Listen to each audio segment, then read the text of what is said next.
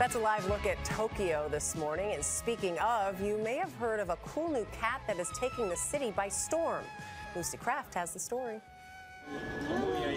The Godzilla of felines has been pussyfooting around Shinjuku, a bustling commercial district in the heart of Tokyo. Every few minutes, Giant Cat briefly pops into view, flicking his tail and gazing upon a growing band of admirers below.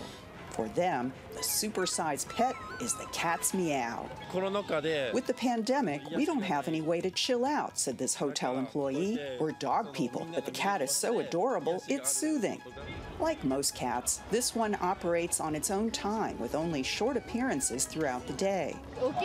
This bank worker said, "That giant cat looks like it's ready to pounce. It's really powerful and cute. I loved it, but I would have liked just a few more seconds with the kitty."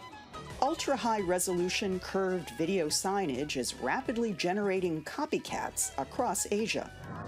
Last year, the Starship Enterprise appeared to fly out of a wall and over the heads of shoppers in Chengdu, China. And in Taiwan, an LED Cyclops menaced pedestrians.